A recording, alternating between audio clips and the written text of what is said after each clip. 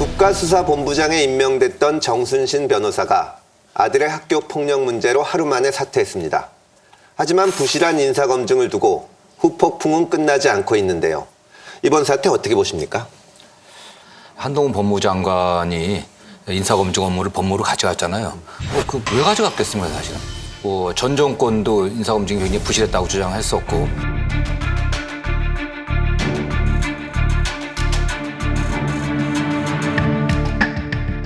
객관성과 공정성, 투명성을 갖추기 위해서 법무부에서 하겠다고 가져갔는데 저는 모르는지 모르겠어요, 사실은. 이건 한동훈 장관이 책임져야 되는 거 아니겠습니까? 본인이 또 더군다나 국회 와서도 제가 알기로는 문제 생기면 내가 책임지겠다라고 얘기했는데 지금 와서 무슨 기계적인 1차 검증만 했다고 얘기를 하는데 말이 안 되는 것 같아요.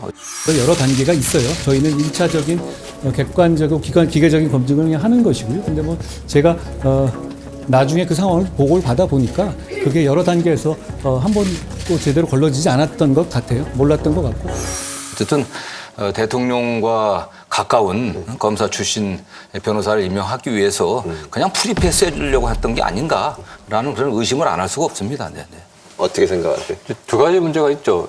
일단 대통령 생각이 관료적인 실력주의, 그냥 관료적으로 일 잘하는 사람이 유능한 사람.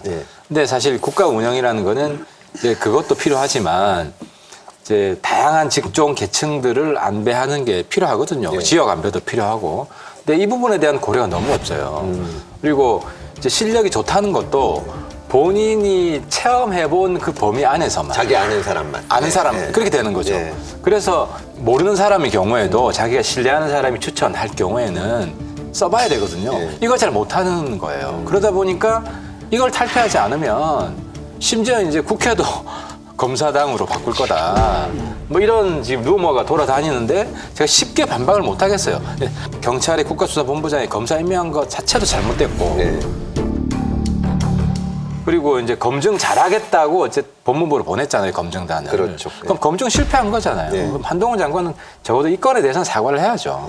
사과를 하는데, 근데 본질은 보니까 문재인 정부 때 인사검증 제도가 이제 관할 주체만 법무부로 바뀌었지. 청와대에서 하던 거 법무부. 그건 그 내용들은 똑같거든요. 그러니까 빈틈이 있는 거예요.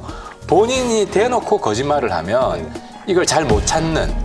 그래서 이번에 이제 본인이 소송했던 거 이런 거는 이제 대통령실이나 법무부에서 요구하면 바로 끊어줄 수 있게. 지금은 절차가 복잡해가지고 시간이 너무 오래 걸려요. 그러니까 시간을 못 맞춰서 검증 실패가 야기된 이런 면이 있기 때문에 제도적 보완점이 있고 이런 부분은 좀 민주당에서 법 개정할 때 좀 협조를 저는 해줄 거라고 봅니다. 이제 인사 검증의 문제가 있는데 첫 번째로는 일단 본인이 아니라고 얘기를 했단 말이죠. 거짓말을 한 거죠, 실제는. 그렇죠. 그럼에도 불구하고 이게 너무 컸단 말이에요, 사건이. 왜냐하면 KBS에서 보도가 됐을 정도고 그때 소송 내용까지도 다 보도가 됐거든요. 그다음에 누구냐면 실명을 공개가 안 됐더라도 검찰 고위 간부다라고 하면 검찰 사람들은 대충 다 알지 않겠어요? 다 알죠. 우리도 그렇잖아요. 누군데 무슨 대학교 무슨 교수래 그러면 한 달이 건너면 다 알거든요. 근데 그걸 몰랐을 것 같지 않은데 이게 통과가 됐다라는 게 아무리 익명이라도 검사가 연루가 됐다라고 하면 이제 바로 감찰 라인이 뜹니다. 그래서 순식간에 찾아요. 그래서 그게 중앙지검 내 그리고 서울고검, 대검, 검찰총장까지 보고가 다 되죠. 그리고 그 와중에 카드라 통신으로 순식간에 쫙 퍼집니다. 그리고 저 연수원 동기들은 또 다 알게 되고요.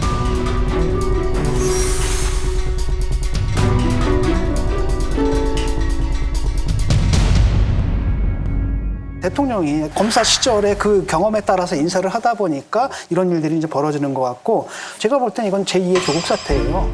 똑같습니다. 첫 번째는 학교폭력인데 연좌제가 아니에요. 아이 때문에 부모를 거는 게 아니라 그 아이의 문제를 해결하는 부모의 태도가 잘못됐다라는 거거든요. 아니 그런 일이 벌어졌으면 난 제일 먼저 드는 게 피해자한테 찾아가가지고 내가 잘못했다. 피해 복구를 일단 해줘야 될 것 같고 두 번째는 우리 아들의 인성 교육을 걱정할 것 같아요. 내가 얘가 공부만 잘하라고 했는데 얘가 괴물이 돼가고 있나 이런 거 큰일 났다 라고 해서 그걸 교육을 시켜야 되는데 이 부모들은 이건 덮어버린 거 없는 걸로 하는 쪽으로 가버린 건데 이게 결국 입시 문제거든요. 그러니까 조국 전 장관 같은 경우는 사실은 스펙이잖아요. 대학에 들어가기 위한 어떤 스펙을 쌓기 위해서 인맥들을 다 동원한 거고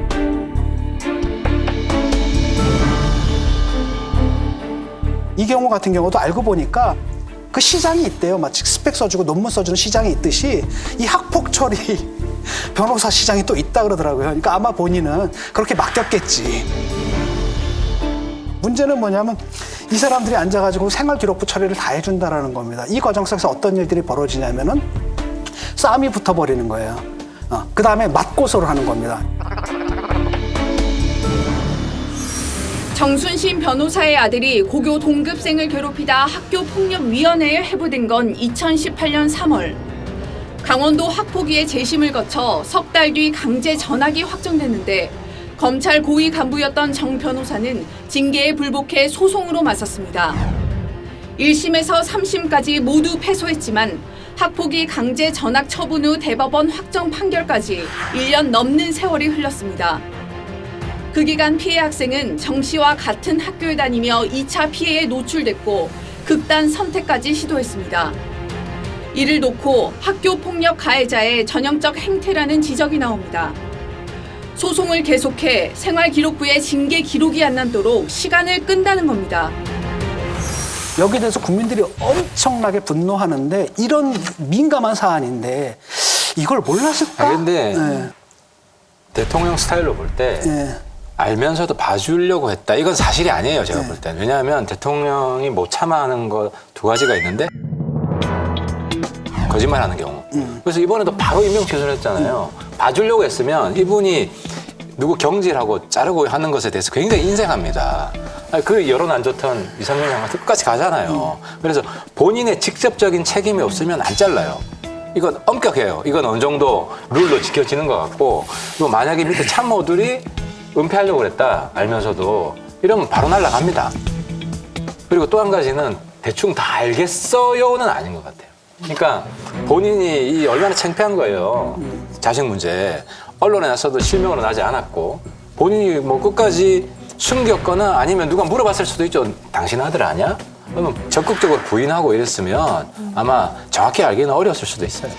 사실은 윤석열 정부의 인사 검증의 문제가 계속 생기는 원인이 있다고 생각합니다. 왜냐하면 지금 용산에서 인사 검증을 담당하는 게 공직기강 비서관이거든요. 이분이 검사 출신이에요. 그러니까 그게 용산의 인사 담당도 검사, 인사 검증도 법무부, 심지어 경찰의 중요 자리에도 검사 출신을 보내면서 인사 검증에 문제가 안 생기기를 바라는 건 말도 안 되는 거 아닌가? 전 그런 생각이 듭니다.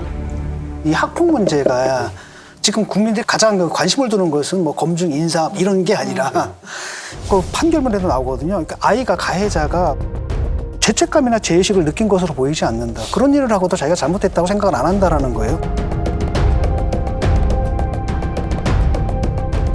심지어는 뭐라 그러냐면은 그 피해자한테 본인의 기질이나 학업 관련 스트레스가 영향을 미쳤을 수도 있다. 피해자의 극단적 선택을 갖다 일으켜서 피해자 탓을 돌리는 이런 문화가 있는 거죠. 이런 문화 이제 편승한 거고 내가 볼 때는 굉장히 안이했던 것 같아요. 아, 그런 사건들 그리고 가해자 피해자 사이에 뭐 소송이 있었나 보다 했는데 그 자세한 내용 또는 이것이 갖고 있는 이 민감함들 이것은 없고 그래도 뭐 대통령 사람이니까 라고 해서 그냥 넘겨준 게 이제 이번 사태의 본질이 아닌가 싶어요. 그 사태 자체가 보면은 대단히 좀 문제가 많은 것 같아요. 재판에서 주장한 게 언어폭력이고 때린 게 아니니까 맥락을 봐야 된다. 지금 피해자는 극단적인 선택을 하고 있는데 거기다가 뭐 아버지 직업에 대해서도 검사는 뇌물을 받는 직업이다. 판사랑 친하면 무조건 승소한다. 그러니까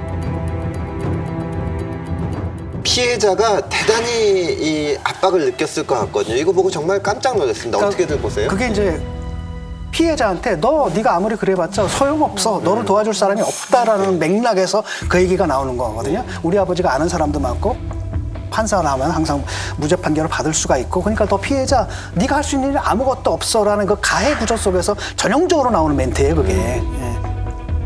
좀 더 큰 문제가 저는 학폭 문제가 아닌가 이런 생각이 드는데요.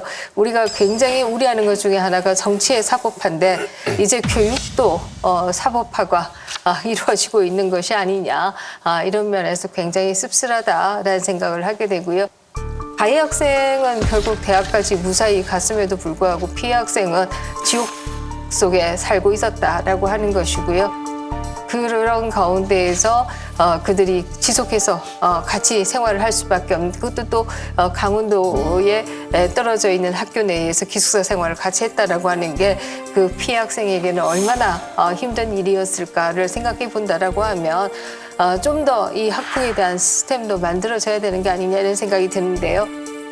사실 많은 학교에서 학폭이 일어나고 학폭위원회가 만들어지는 것도 중요하지만 그 가해 학생들을 전학을 시켜도요. 동네가 빤합니다. 그래서 다른 학교에 전학 가도 요즘은 아이들이 다 또 몰려와서 그 이전 학교에 와서 또 보복을 하기도 하고 이렇기 때문에요. 이런 부분들에 대해서 정말 좀 더 심도 깊은 사회적인 논의가 있어야 된다는 생각이 들어요. 이건 사실 이해관계 충돌 문제잖아요. 그렇죠. 그래서 그 가해자 법잘할 부모는 개입을 아예 못하게 하고 개입을 한 경우에는 뭐 내부 인사에서 징계라든지 이런 걸 좀 이번에 제도 개선을 좀 해야 될 것 같아요. 그래서 법조인들은 자식 학폭 문제에 개입하면 안 된다라는 것을 명확하게 해야 다른 뭐 없는 학생들도 그나마 우리 사회가 좀 더 공정하구나 이런 생각을 하지 그럼 하지 국회의원도 않을까요? 개입을 못 해야 되지 않나요? 국회의원도 개입하면 안 되겠죠, 당연히. 국회의원도 안 되고 네. 의원도 안 되고. 그럼 아들의 학교 폭력이 문제됐을 때 언론에 다 공표됐었고 그 당시 고위검사의 아들이었다고 알려졌거든요. 또 그 당시에 정순신 변호사가 중앙지검 인권감독관이었고 그 당시 중앙지검장이 지금 대통령이었고 4차장이 한동훈 법무장관이었습니다. 또 한동훈 법무장관하고 우리 정순신 변호사는 고시동기였고 전 이런 상황에서 만약 이게 다시 반복 안 된다는 보장이 있겠습니까? 어떻게 추천되는지 모르지만